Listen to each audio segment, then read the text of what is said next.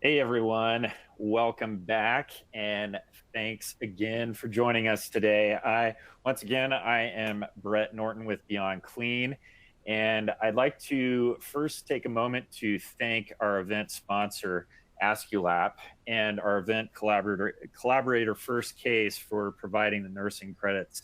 Couldn't do it without our sponsors and also our partners over at First Case, so thank you both. I wanted to also point out once again what is available in the resource window. We have sponsor provided brochures and product information, and we also have some detailed information on how to obtain your CE at the end of today's conference. So please go ahead and take a look at that document. It has some real good detail on how to access your CE. Our next speaker is Garrett Hollembeak. He is the Sterile Processing and Distribution Manager at Cincinnati Children's Hospital Medical Center. His data-driven approach to patient safety has established his department as a place of innovation where technicians are truly seen as patient care professionals. Garrett believes data is vital to the decisions we make, processes we develop, and the methods we use to ensure compliance in IFUs and best practice techniques. I also have a surprise for everyone, and I'm sure you probably thought that this was going to be another PowerPoint, but we're going to kind of switch up here a little bit and have Hank Balch join Garrett for a in-depth panel discussion on this one. We'll have some slides, which will add a little bit of flair to this, but Hank is going to be joining Garrett, which is going to be awesome. So really look forward to this discussion. The presentation title is From the Van to the Huddle, Connecting Your Repair Reports to Inservices. They come back from the repair van or offsite facility with our instruments and a report, but what are our sterile processing teams supposed to do with that information? Garrett and Hank are here to explain the value of connecting your repair reports to your department's Inservices.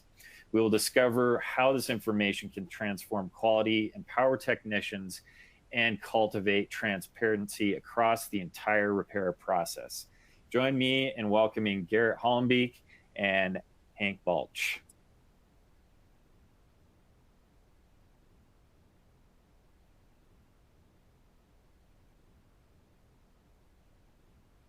All right, yeah, thank you. We're looking forward to jumping into this session from the van to the huddle, connecting instrument repairs to staff training.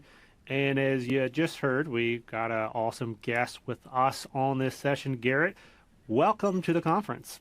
Yeah, thank you guys for having me. This is an exciting topic. And I know we got a little bit of your bio here in the intro, but I'm kind of curious to, give us a little other insight into kind of where you've been in sterile processing world. And then if you have any particular topic, I know I roped you into this topic, but if you have another topic that you kind of nerd out about as far as repairs, I'd be kind of curious to hear what that is. Sure. Yeah, so my name is Garrett Hollembeak. I'm the manager of sterile processing for Cincinnati Children's Hospital. I've been in this role for a short time now, but my previous role was as an instrument coordinator. So managing repairs, keeping our inventory ready to go and in good working order was a big part of my previous role. So this topic is right up my alley. Awesome. And do you nerd out on anything in terms of repair? Yeah, so as far as repairs, I would say the big thing is data. That's kind of my bread and butter in the department is anything data analysis, and I've got a couple slides later in the presentation about how to get good data out of your instrument repairs. So I'd say if there's anything I nerd out on, it is definitely the data piece of SPD. Well, I'll tell you what, in our industry today, that topic, data, is one of the hottest topics. Sure. More and more folks talking about it, and we're finally getting to kind of the tipping point that we've got the opportunity to gather data now. Yep. 5-10 years ago, you could be a nerd about data, but it was very difficult to get your hands on any of it. It's a different story now, and so if you like that kind of thing, it's exciting time to. Yeah, should be in that the is a industry. Yeah. big change. Now we've got so much of it. How do we use it? How do we make it actionable? Yeah, because that's the other piece always is okay. Now you got it, but what are you going to do about it? And you kind of get into that in the OR space and kind of the nursing space. You've heard the phrase maybe it's called alarm fatigue. Did you Oh, hear these yeah. alarms, so often you're like, okay, Yeah. I don't even hear them anymore. Well, same thing with data is like we're going to start getting so much data that it doesn't even impact us anymore if we're not careful. And so, yeah, that's a great point that you bring up there. What's your interest in particular in this topic? Instrument repair and reports, obviously. Reports has a lot of data in it. And then the in-service piece, what kind of gets you excited about all that? Yeah, so this is one of those things where we're making a connection from one aspect of SPD to the rest of the department. So, like I said, as an instrument coordinator, I was the person to send out stuff for repair, to view the reports, and then when stuff comes back, you have you have a little debrief with whoever repaired or refurbished your instruments, and you go over, all right, well, this is what we saw. This is the tray it came out of. This stuff may have been beyond repair. And so we're getting all that good information. But the stopping point, one of our big obstacles was, okay, well, now how do we share this information with the frontline techs? And how do we make our educator aware of the trends? How do we make our supervisors aware? And so getting from all this information coming in the door and now making that transition to in-services, staff training, to the huddle. Right. Yeah. That point is so critical because those conversations, I won't even say they always happen. Sure. I'm sure there's facilities out there today that to get the repairs back and there's not even a report that comes with them. Yep. There's not a lot of interfacing. They just kind of roll the cart into decontam and say, hey, I'm done for the day. Good luck. Yeah. So, yeah, we'll talk about that a little bit more, But, yeah, if the conversation happens, if that data information is shared, getting that all the way to the huddle, which is why I title it From the Van to the Huddle. Yep. Yeah, because that's where we want to go. So, yeah, get us started here, kind of lay the groundwork for the high-level conversation today, and then I'll ask a whole bunch of follow-ups. Hey, that sounds good. So the high-level key pieces we want to discuss, first is discussing single point of failure, so what that is as a concept, and then how that relates to sterile processing. We also want to talk about your department priorities. So every department has different needs, different gaps. I don't know of any department out there that has no gaps, but where we prioritize and put our energy and effort is going to impact our tech's effectiveness. And so we'll touch on that. And then we want to go into what makes it actionable. So that includes having transparent in-services and then making sure that our coaching opportunities with techs don't feel punitive, don't feel like, but really empower the technician to make changes to patient safety. And then, like I said, because it's kind of my nerd out place is we'll talk a little bit about data and how to work with data from these repairs. Awesome. So let's maybe start, obviously, that single point of failure. And I'll be honest, I've been in the industry now for about 13 years. Never heard this phrase. Not to say that no one's ever used it, but if they have, I've been oblivious to it. So I'm really curious. I want to learn a thing or two today about this. Awesome. So single point of failure, it's used in manufacturing. It's used a lot in software too. So it's a single flaw that's going to stop everything from working. So if you think of it like at your grocery store, that conveyor belt, you put your hand across the laser, that's okay. Now I've disrupted the whole system. So nothing on the back of nothing in the carts, nothing can move forward until that issue is addressed. Now, how that relates to sterile processing, we have on any given instrument our key inspection points. So whether that's making sure the points meet together correctly, making sure our scissors are sharp, all of those are critical areas to test. But what we find with repairs is typically these breakages that could cause serious patient harm are happening at a single point. And so helping techs understand where to look for not just bioburden, but where to look for instrument weaknesses, cracks, chips, pitting that is eventually going to cause a failure at point of use is an important piece to this. So when you say a single point, you're talking about a point on the instrument or a point in the process or both or more? Yeah, no, absolutely. It applies to both. So going to the narrow view, if you look at, we'll just say a tenotomy scissor, there's the pin there. And what we see in repair reports a lot is cracks start to form across that, across where that pin starts to the edge of the instrument. And then if we're doing our job right, we're going to catch that and we're going to observe that crack before that tray gets back up to the OR. But we also have to remember that the way these instruments are intended to be used is not always how they're going to be used. I mean, I don't want to say anybody's ever used a kerosene to cut a K-wire, but I'm sure it has happened. We know it happens. But and the more residents you have in your facility, the more often it happens. yeah. You get that sometimes where you're like, oh, well, this broke while cutting a suture. And it's like, well, that's not a suture scissor. That's a, Anyway, but so if we can get into that habit of observing and knowing, hey, this is where if it's going to fail, this is where it's going to fail. And so getting that narrow focus. But then we also have to look at the big picture workflow of our department and say, if there's going to be a breakdown, what part of the process is going to be that single point of failure? Is it when a tech takes a phone call and leaves their table, and now when they come back, they've missed an instrument that, is damaged and is going to go back up sterile to a set?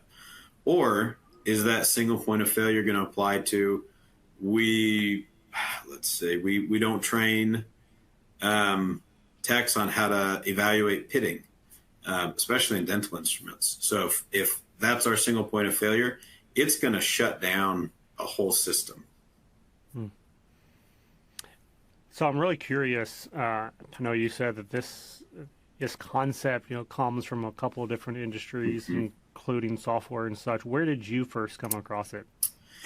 Yeah, so this is be a little bit heavy here for a second, but we do relate, and we work in patient safety as in sterile processing. So my first reference to single point of failure was when we talk about the Challenger tragedy. And so it was 1986, and the Challenger had a critical failure at an O-ring that kept two parts of the fuselage together. And so what happened is they had lower than expected temperatures, and this was in Florida. So they had lower than expected temperatures for the launch. The O-ring had contracted, and it caused a very narrow gap. Now, tragically, 9 people died, and it resulted in a critical failure that unfortunately cost people's lives. That single point of failure, that gasket or O-ring, was known to have problems. And this number here, 1 in 100,000, was actually what the engineers estimated as the risk of failure of that critical piece. So that was my first exposure to what this concept of single point of failure means. And then from there, we can now apply it with that same safety mentality to what we do in our industry. I want to, before you go into the safety piece, which obviously I'm curious now because I see 2 different numbers on the screen, so I'm not going to steal your thunder on that, but this is such an important takeaway, I think, for the audience tuning in, who it's easy for us to get kind of tunnel vision in our own industry. And even if you love education, want to soak up education, you want to learn everything there is to learn about sterile processing, even if you did learn everything there is to know about sterile processing, there's so many other helpful, critically important concepts like this that actually come from outside of our industry that you can bring inside of the industry that will make it better. That's the kind of synergies. And there's a lot of like different phrases for that, you know, but I want to challenge folks that, you know, being a great sterile processing technician or leader or even like subject matter expert doesn't only mean that you consume internal industry curriculum and content. In fact, it often means that you're consuming all kinds of different content outside of our industry and then picking those things that are applicable and then bringing them in. If it's manufacturing, if it's user interface and design, if it's safety concepts, there's a million different directions that you can take it with that. So I want to challenge folks that right here up front, you know, to think about all those kinds of fun, exciting things that you see, even if it's like fast food, like how does Chick-fil-A get everyone through that drive-through so quickly and they're so consistent? Well, can I bring those concepts to my sterile processing team? There's opportunities like that. And I'll say, too, one of the things we've observed with our team is, and it seemed, I don't know if this is an outgrowth of COVID, but a lot of people changed careers. And so we have one of our team members who used to work, he ran his own landscaping company. And so to hear his perspective on workflow is very interesting. To hear his perspective on how a team functions, because he's run his own team, is very interesting. So I'd say, yeah, in addition to learning and absorbing as much information as you can, to have, you know, individual confidence and say, well, I don't know, or I'm new to sterile processing, but I've worked in a lab for 30 years. I worked in landscaping for 20 years, and I'm going to leverage that information base into what I'm doing today, because we all benefit from it. Yeah. So on this single point of failure, like you gave a great example, which, you know, many of us remember. I don't, because I was 2 years old when that happened. But I'm aware of the story of the Challenger and just how horrific that disaster was and how small that failure was in the big scheme of things. Like we're talking like a million different pieces on this space shuttle, and it's the one little O-ring that causes a problem. Bring that over into the implications for healthcare safety. Yeah, absolutely. So when we look at these estimates of risk, and we do always work within that, you know, what are we doing to make patients as safe as possible? We understand that we process, I think our department, we did something like 4 million instruments last year. And it's an insane amount of points to check, steps to take. But we also have pretty robust data on how often retained surgical items affect patients. And so the bulk of those retained surgical items are sponges. And I think that's pretty well established. But there's about 70% of the reports are sponges. About 30% of the reports are instruments or something metal, something that is not just a piece of gauze. Now, here in the picture here, we have what we would think, well, how can that even happen? A retained pair of scissors inside a cavity. Now, when we look at all of these data points and all of the data that's collected and published, there's some really great articles on PubMed about this. The risk of a retained, not just a retained item like gauze or anything, but a retained surgical instrument is 30 in 100,000 cases. And so when we think about risk in this context of, well, the Challenger, the engineer gave an estimate that there was a 1 in 100,000 chance of failure. In sterile processing, we have a 30 in 100,000 chance that something is going to get left inside of a patient. And so our role in that, because that's not all on SPD, our role in that is to make sure that there's no breakages, no bioburden debris, obviously, but no breakages or parts that are missing, or that if the instrument's IFU calls for it to be assembled, that it's assembled in a way that's not going to cause something to be retained in a patient after it's closed. Well, and I immediately start thinking count sheets, right? Like how many times have we either seen or done to check a count sheet without actually counting all the items, line by line. Some of the systems allow you to do like a global check, everything's here. And or, to your other point, there's many times our count sheets are trying to address the multiple pieces of an instrument. Yep. But there's really no good solution sometimes for tracking that because there's one serial number, there's one product number, but there's three pieces. And it is a recipe, to lead to that 30 in 100,000 just because the process itself and how we're addressing is contributing to that risk. So I totally see that potential there. Yeah. And we have a real opportunity as partners in, nobody knows instruments better than sterile processing techs. This is our forte. So we have an opportunity to say to a hospital and to an organization, all right, you have a whole department full of experts here. Let's talk to them about how to make sure instruments are getting back from the patient safely. I think there's a real opportunity for SPD professionals to go up and say, this is how these parts come together. This is how they, are seen in point of use. This is how we send them up.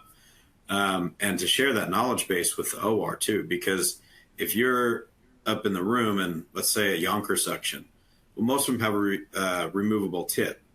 That removable tip may or may not be on your count sheet depending on how they're set up. So that's a golden opportunity for your SPD team to go up and say, when you're using this instrument, it may have one line item on your count sheet, but it actually comes in two pieces. And so be mindful of that as we're closing some of these cases. I really appreciate, too, how you highlighted, even in this x-ray, right, like that's a pair of scissors, and it may be easy to think, like, how could you miss that? But there's, like, if you Google some of these retained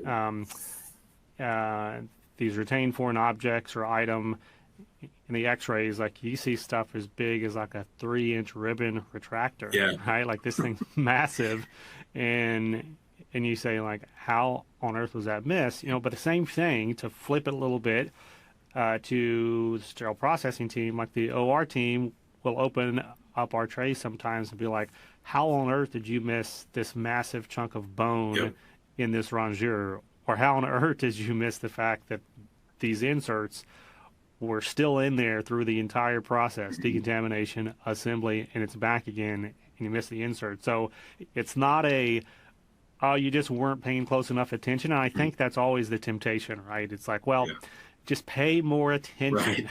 Right. That's not really the solution, right? Yep. And that's where it goes to, if you were to ask techs, pay attention to what? And it doesn't matter how fast you are at your job. Everybody has to have some basis to say, when I see this instrument, this is what I'm going to check. And we do that really well with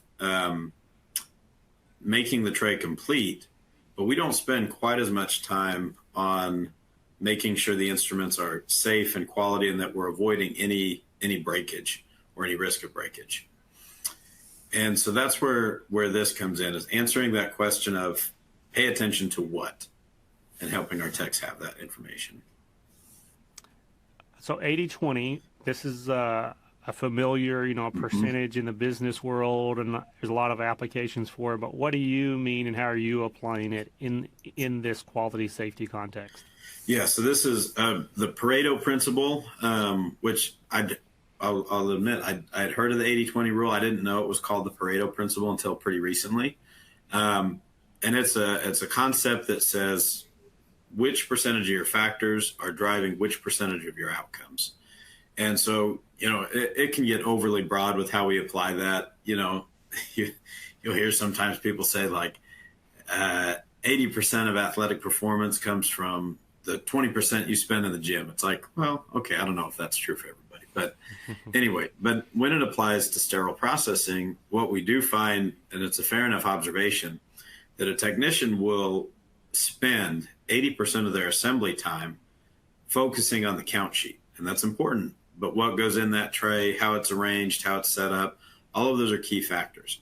But what's actually going to drive the outcome and a negative outcome in this sense of patient safety is the 20% we actually spend inspecting for bioburden, debris, and defects that would cause a single point of failure.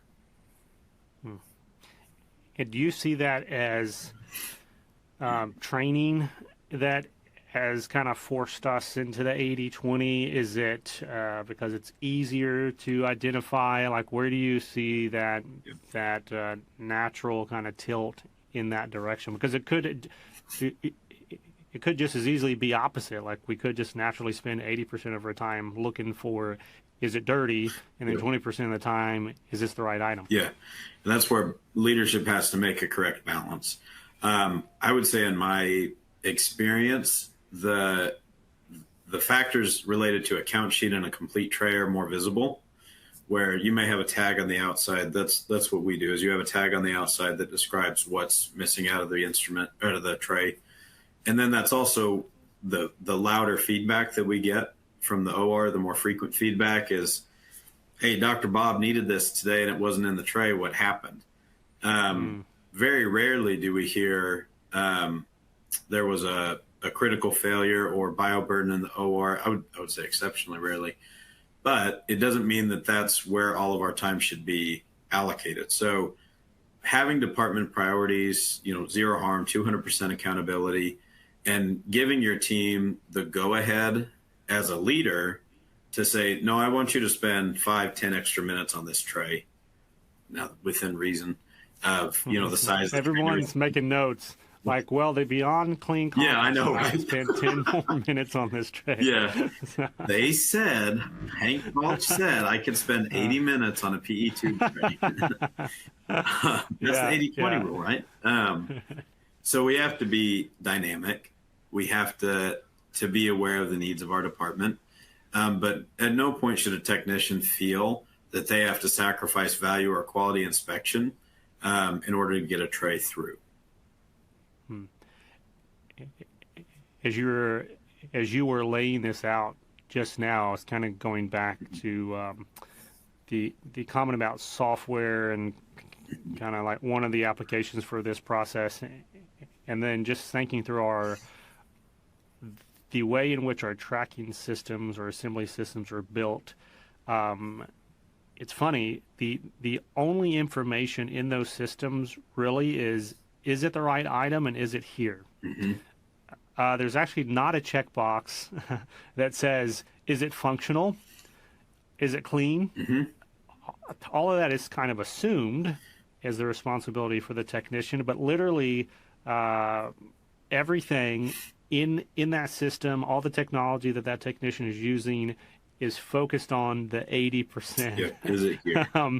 Everything's driven there, Yep. and there's literally like nothing technological that's saying, hey, also focus on the 20. It's almost just, that's kind of the soft expectation, or like, I don't know, the moral responsibility that we put on the techs, but there's no data tied into that. Have you ever thought about that before? I think there's a lot of room for that to be built in. I know in the last couple of years, there's been some updates to tracking systems where you can add an integrity test, or you can add an extra alert that says, hey, did you, and maybe some tray instructions as well. More and more as IFUs become more specific, and I would say tailored to this arthroscopic shaver, it needs to be inspected with a borescope.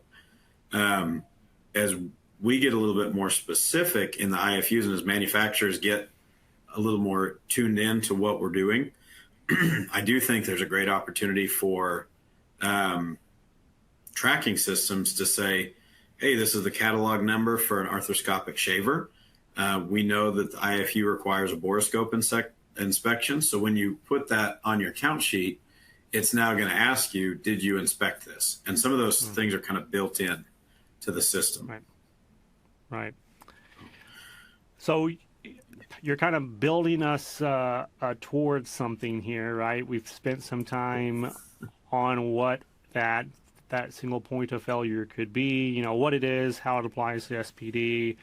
We've talked a lot now here about the 80-20 and the implications and outworkings of that.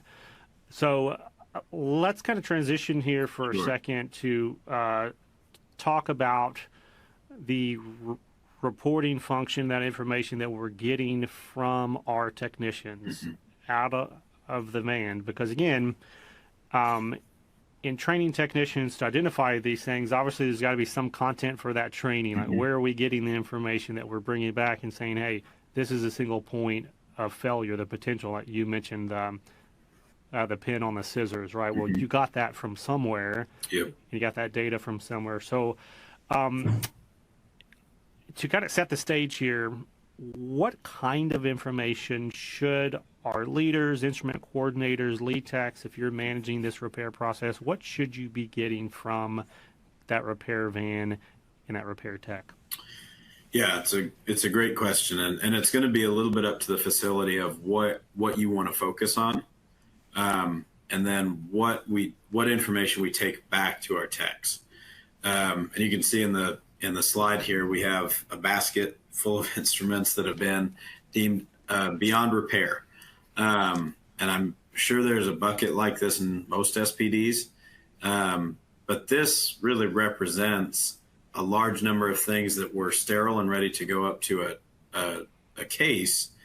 And so when they were pulled and repaired, they came back and said, well, this is beyond repair. We're in the process of repairing it. We, determined that it needed to be set aside.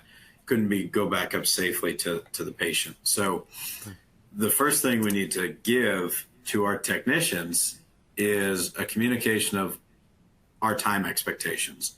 So we touched on this a little bit, but we want to make sure that we're taking those repair reports and now building into the staffing model time for a tech to inspect correctly. Some of this is going to come from just saying, you have the right tools on your workstation. This is how to use them.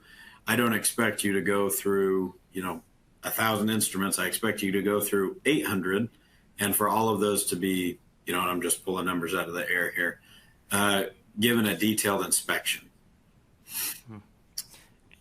Sorry, go ahead. And is that something that on the van, from that repair tech perspective, they're looking at all the instruments in all these trays on a regular basis? They've got, more eyes specifically focused on this topic, right? Because they're not even focused on, hey, is this like patient ready in terms of getting it packaged? They're saying, hey, is this quality up to the standard of, repair and maintenance, taking it out, replacing, etc. And I'm assuming that they've got some insight then back to that 80-20 rule of, hey, in your major tray, these are the instruments that you want to spend more time on because they're breaking more regularly, or they're more attuned, they're more delicate to the kinds of breakage, the kinds of failure that you've been talking about today. Is that the kind of insight, again, tying into this timepiece that would be helpful? Yeah, and that's where we take, as leaders, if we're missing that debrief with our instrument repair group, we're missing a phenomenal opportunity to better understand what things are going on behind the scenes. Because just like you said, they're laser focused on everything being, materially sound. Right. So their focus is going to give us almost a specialized insight into something that we may not see. And it's not a fault of techs that they don't see it, which is, again, where we need to take time to say, look, if you have to pull that instrument out of there because you don't, based on your expertise as a technician, we're going to praise that. We're not going to say, hey, Sally, why didn't you complete your tray? We're going to say, thank you, Sally, for catching something that could have harmed a patient. So that piece, I just want to take a moment to comment on that. Are you maybe give you an opportunity to comment some more on it? Let's do it that way. I think there is a lot of pressure in some facilities to provide that complete tray, just like you mentioned earlier, because the primary complaints that we get from the operating room are, hey, this tray was missing that one item that I needed, or that, Dr. So-and-so needed. And, some of this comes back to data. You can kind of speak to that if you want to at all, but it's that pressure that they're operating under then And then compared to everything else that we're talking about, they kind of lean toward, well, I'd rather have it complete with a questionable quality of item than, be that one tech who takes it out and then gets kind of squashed because they're the ones that put up this tray with a missing item. So how do you cultivate that? Like, is it the good catches? Is there a data piece? Is there a collaboration with the OR piece? Kind of walk us through that part of it. Yeah, I think you're going to see a lot of that in the items that were tagged by a technician as needing to go into your repair bin. And so from our one example that we saw is we had a group of techs who just had come out of the class that we run for new hires. And what we noticed is as soon as they came out of class, we had a much higher volume in our repair bin. And they're paying attention. They're paying attention. Yeah. And we spoke with our team and said, hey, great job. Sure, it's a pain in the neck to have to replace all these, but okay. They're seeing it. And so we'll say an easy way, because we want to make this stuff actionable. Your workstations, if you put 20 repair tags at each workstation, you're going to have a pretty good idea in a week of how often a tech is using, and provided you have a process in place for them to tag that, how often a technician is looking at a tray saying this needs to be repaired, using one of those easily accessible tags. And that's a good catch right there, in a fairly easy way, because then at the end of the week you count how many are left in the workstation, and that's your data. It's not fancy, it's not sophisticated, it's simple and effective. I wonder if there would even be a way to incentivize techs, for finding things. And I've never done this specific to instrument inspection, but I did have a kind of a challenge out there for my staff. It says, hey, if anybody can find any instrument in our inventory that we are processing not according to the IFUs, I'm going to give you like a $20 gift card. And as many of those as you find, I will just keep on throwing those $20 gift cards to incentivize that extra step, right? Because it's not necessarily their job to like explore all the IFUs and everything else. Yeah. But if they're questioning things and if they want to go above and beyond, to try to drive that. So I really like what you said is if you've got a process in place, somehow to say, hey, like we're paying attention to the instruments that are coming out for repair in a good way.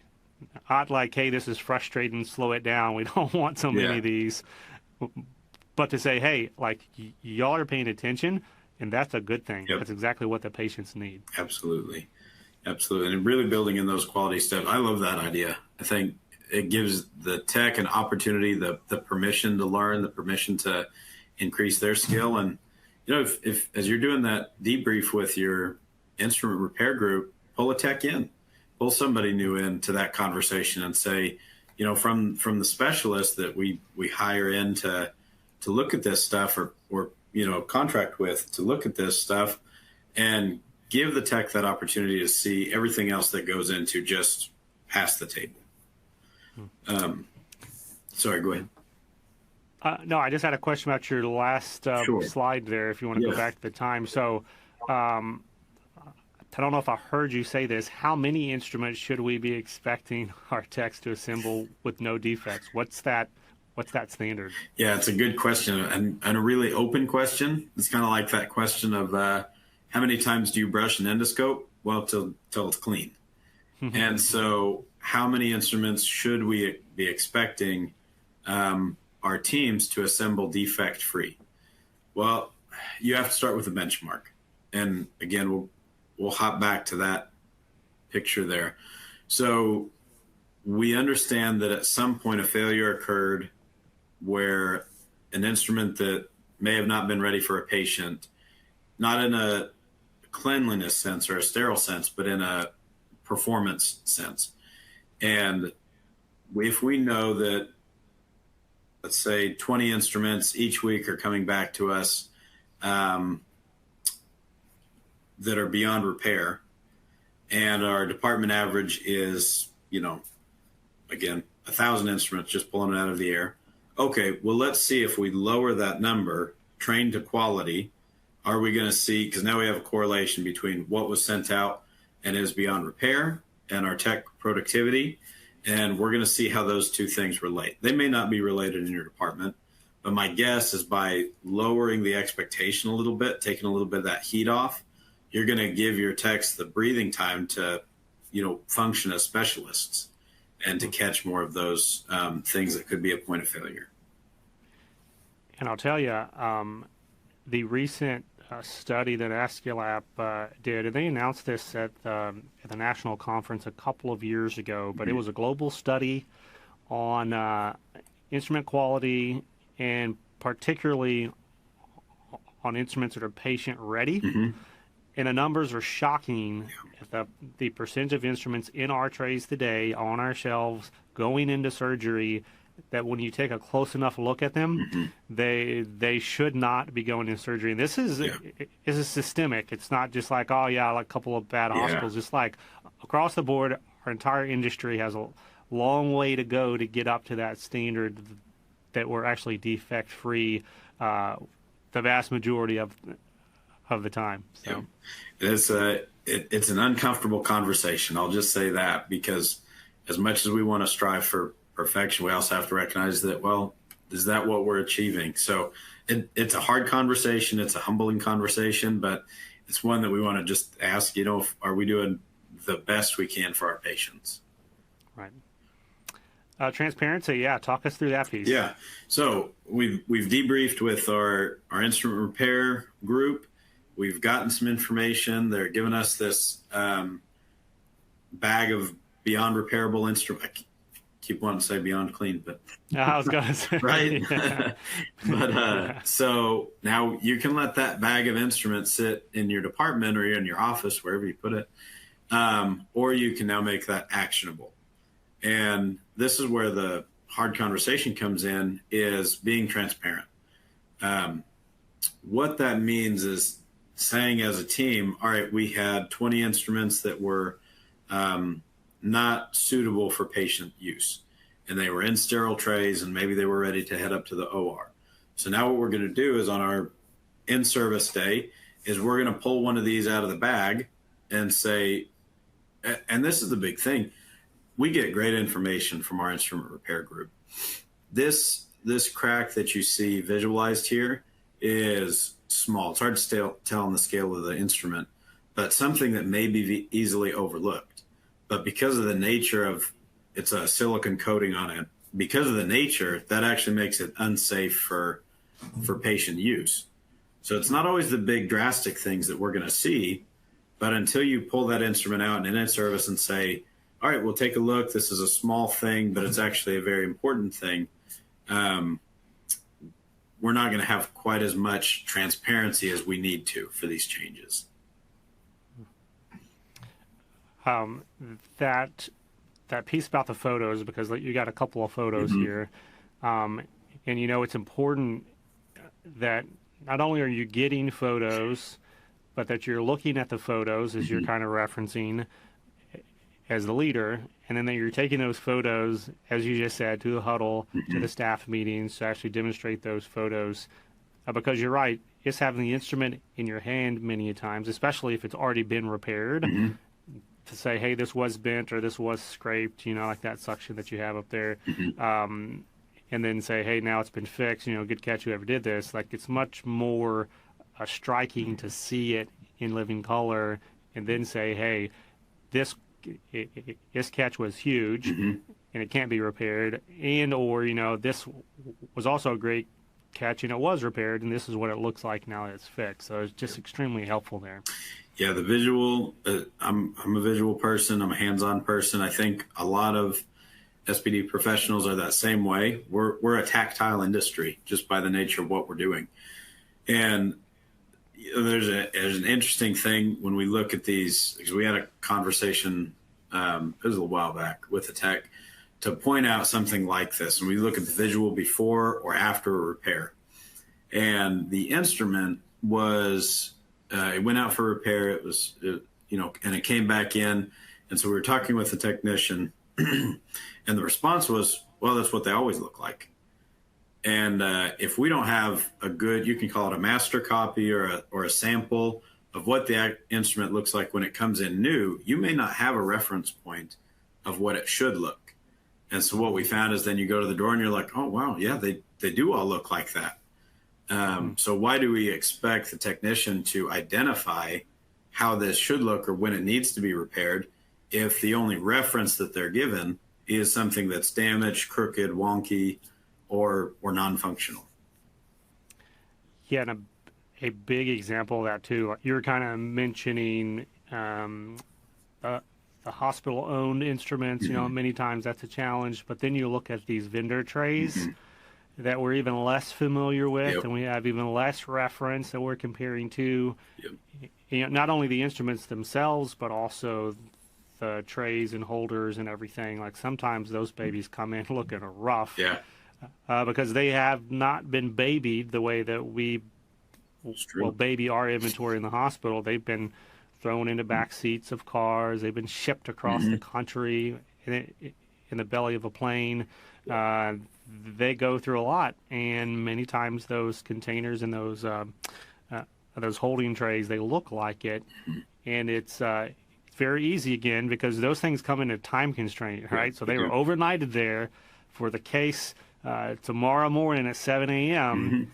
And then you've got a technician on the hook here to say, yeah, but I've got a question about this, you know, and even if they don't have that quality reference, as you said, you know, they still to have the boldness and the courage to raise your hand and say, yeah, but it's, you know, it's important to cultivate that. It absolutely is. And that's where I would say we have a great opportunity to develop partners within our facilities. Because if we find something, especially in a loaner tray that has a critical failure, or we believe it could constitute a single point of failure, where do we go with that information? You know, obviously we need to escalate it within the department, but that's also where we need to have the conversation and the allies in the facility to say, hey, I know Dr. Bob's case is in an hour, or well, it wouldn't be that close, but we know it's tomorrow. And while we were assembling this tray, we noticed that this particular elevator has a big crack in it. We know it's essential for the case, but as the instrument experts, we're not passing on this instrument. And I'm sure we can all imagine the reaction of us telling the right? Now, yeah, we can hear it. We're like, right? You're like, oh no, you're never going to say that. And so that's where, again, we need to partner with our infection preventionists. We need to partner with other physicians, with your business partner, and there's nothing better than, and I'll just be honest here, there's a big difference between me telling the OR that and another physician saying, hey, look, this was escalated to us. We don't feel that it's safe to continue. Let's look at our options. Yeah. Right. And we hate to pass on a defect when, for all we know, the rep or the vendor down the road might have a backup. And it's really a non-issue, but we need to start with that conversation. Is there anything else on this transparency topic that you think is important to bring up here before we move on to the training piece? I think the key thing is a key thing is always going to be cost. And we're hesitant to talk about it because we know everything's expensive when it comes to instruments. But when a technician knows that the value of a tray is going to be changed or adjusted based on the quality of the instrument, it's, I think, very helpful to know by catching this repair before it gets so damaged that it's beyond use. I'm actually contributing to the cost savings. I'm contributing to patient safety. And so I think bringing up, again, in a huddle to say, hey, Lisa found this instrument that could be repaired instead of replaced, and it saved $500, you know, whatever the numbers may be. But helping your team realize that is going to be a key thing to their long-term career and their holistic understanding of the industry. I love that. And, you know, going to the data piece too, I would love to see the kind of data that would let leaders, you know, better visualize what that cost savings potential is, because it may be there may be situations where, hey, it's cheaper to replace this than it is to repair it 2 times. Yep. So let's try to replace this and then take better care of it, and then you can save money too. But without the data, you really don't know, and so it is. It's important to try to surface that information, build it into tracking systems or spreadsheets, however you want to do that. So, yeah, I really appreciate that piece. Training, a big part of this, right? So we've been talking data, time, transparency. It's all coming down to this, because without this piece, it's all for naught in some sense, because you're not improving the process, you're not executing all of this data that we've been talking about. So walk us through what this training piece looks like. Yeah. And a lot of this is going to happen in one-on-one communication. It's great to have a huddle. Not everybody's going to absorb the information they need to at 7 o'clock in the morning or whatever your huddle is. A lot of this quality training and quality re-education is going to come one-on-one. So we wanted to outline, again, making it practical, what it may look like. So you have something that came back from repair, and it was, let's say it was this piece, the cracked silicone coating. Now, what we're going to do as a leadership, whether it's your lead or your supervisor, whoever, is you're going to sit down with that tech, and not in a punitive way, and say, hey, this came back from repair. It was in a tray that you assembled. And so let's talk about what it should look like, what the risks are of having this cracked instrument upstairs, and then how to identify using, the tools at your workstation, lighted magnification, taking the time. You also want to use that opportunity to understand what barriers they're having that may have prevented them from catching this.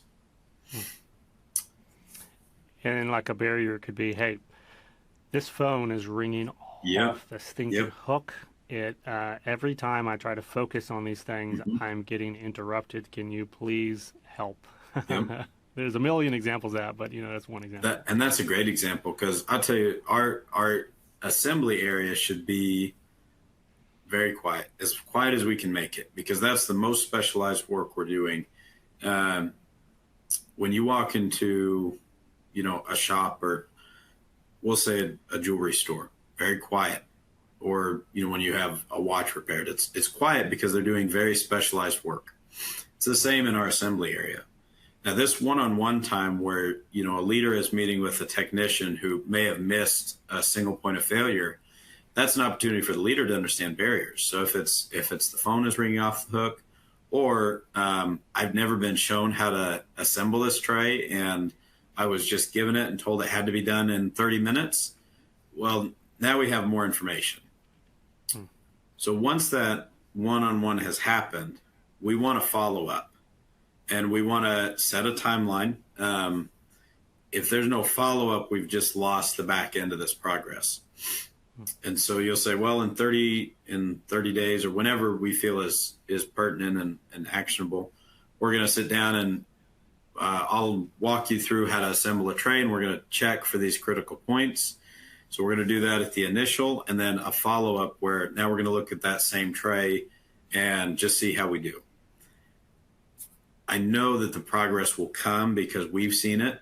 One-on-one, shoulder-to-shoulder training like this, it moves the needle in a way that huddles or mass communication may not. And, handling those one-on-ones is a gift. It takes some soft skills from leaders. So if I were to add anything, to that piece, I think you're right. There's nothing that beats that. And you want to be careful, right? Because I've seen it done not in a one-on-one setting, in like you approach the technician in the middle of everybody else, and everyone sees you coming with the pink slip or the green slip or whatever color the little slip is, and they're like, oh, Johnny screwed up big time because here comes Garrett. You don't want to do that. And then to your other piece of, and actually like I see it here on the slide, Hanlon's razor, never attribute to malice that which is adequately explained by lack of training. To not assume that they don't care or that they didn't care, to ask those kind of questions and make it really that kind of safe conversation. even though it is and could be very dangerous, to the patient. So it's not by any means saying, hey, like this mistake is not important, because it is important, but it's not punitive, as you said. Yeah, absolutely. This is a real opportunity for coaching and for a relationship to, for us to be educated too. It's a good opportunity all around. I love what you said about that too. It's important. So the last piece of this is of course the data piece, and this is where we again have an opportunity to look at where are our resources going. A lot of times solutions are brought to us and we may automatically discount them because of the cost associated with them. Well, what we find is that the value of repair, the difference between repairing something that's caught before it breaks completely is significantly lower than the replacement cost.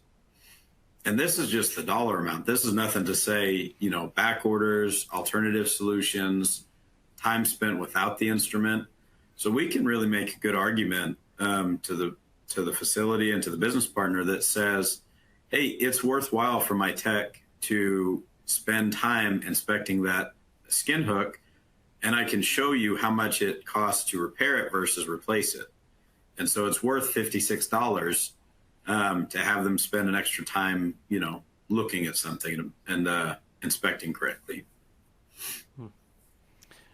So speak to the tools and supplies, right? Because you did mention like borescopes, you mentioned magnification, I think, and I'm assuming this data piece, as you just said, it does come back to, hey, like we need to give them time, but it can also help you justify the tools that you need at these workstations to give your technicians the ability to even see what they need to see. Yeah, absolutely. And so, lighted magnification, that's such a great and important concept. There's a whole range of options that you can get, but all of those options are going to be a lot less expensive than replacing instruments that could be repaired or may be repaired if they're caught at the right time. And so getting techs into that mode of, I'm going to use lighted magnification to inspect, and that's just one example of a tool. We're pretty lucky to have a lot of different solutions and a lot of different options that can help with this. But any one of those options is going to be likely less expensive than the constant turnaround of replacing instruments. And, that's not even to mention the cost of delayed case. Yep. Because you've had a single point of failure, or the cost of a canceled case. Yep. I still remember the day. I can't remember if it was my instrument or if it was just one of my technicians in the department, but we had an open heart case get canceled, and someone told me it was like tens of thousands, not like $10,000, but tens of thousands of dollars that got wasted just because we left the inserts on the Fogarty clamp, right? Yeah. And it's that kind of thing, that we're not really calculating into, hey, if we would have given this technician a little bit more time or training, or, a pop-up on your tracking system, that could have saved us so much time and, so much frustration on the part of our surgeons, on our OR staff, and then, of course, the patient, like just horrible experience all around. Yeah, that's absolutely right. And I think detecting that, getting in the mentality of, I'm going to catch it before it gets to a patient. I'm going to understand and take my time to understand what might fail. You can build that culture in a department, and the outcomes are phenomenal if we can get it done. As we move to a wrap here, got a couple minutes left. Sure. I do want to ask you, different kinds of education, because we kind of we focus a lot on huddles. And I think that is critical, because huddles, like there's too few of us that do huddles on a regular basis. And even if we do huddles, they turn into like a version of Jerry Springer, meets Montel. I don't know. It's like we're counseling, we're complaining, but are we really learning and coming together? Not so much. So, but outside the huddles, because I think we got a great focus on that in this session, is there any other way that you found kind of creative and fun and beneficial to take the kinds of information that you're gathering from the van and then distributing it into that educational pipeline in your team. Yeah, so this is a great, and I'll take a page from, I'm sorry, somebody else's book here. And we saw a lot during SPD week is you set up a table where you have some damaged, some non-damaged instruments, and you have the tech do kind of a guess who of what's damaged and what's critically wrong with that instrument. And that's something we'd love to do here. That's a great, it's a lighter way to do something. It's a fun way to do something. You add that staff engagement piece to it, and knowing how your techs learn, how your team learns. Not everybody's going to absorb information from a PowerPoint, and that's okay. You know, we need to have a few different things that you can do with that. But I also think helping them, again, it's a function of time, but taking a tech and say, today we're going to the repair truck, and our repair truck guy, he's going to show you what he's doing, what his process is, and opportunities like that for a tech to step away from the table and away from decontam and really understand that they're valued, that we're investing in them, that we want their skills to be as well refined as they can, is another way to provide education in a way that doesn't feel like education. Yeah, absolutely love that. And, you know, I'll throw out one more idea here that you made me think of just as you were speaking is if we're putting all this emphasis on huddles, which we are, and for good reason, we got to keep in mind that not everybody is at every huddle every time. Yeah, it's true. You know, keeping like good meeting notes, good huddle notes so folks can catch up on what was discussed. But even now with technology, you know, turn on your smartphone, record the huddle. You only have to do the video, like just do the audio, and then send it out to your staff, and they can listen to it, you know, for the first 5 minutes before they get to work the next day, just to catch up, you know, just so they're not missing those critical insights. So if you want to turn into a podcast, you can do huddles of your hospital and do your own podcast. That'd be a lot of fun. There you go. But all that to say, Garrett, tremendous insights today. This is just the very beginning of a very important conversation about our vans and our huddles, but I appreciate you sharing everything that you did today. Yeah, absolutely. I appreciate the opportunity to share it. This is something where in our facility we have what's called the Porter Principle. It's that's my son's name is Porter. And so that's the mentality we try to have. If it's not good enough for my son, it's not good enough for your nieces, nephews, grandkids, neighbors. And understanding the work that we're doing is important. So I really appreciate the opportunity to go over something like this and share it with this platform. All right. Well, with that, we're going to turn it back over to our host. Thanks.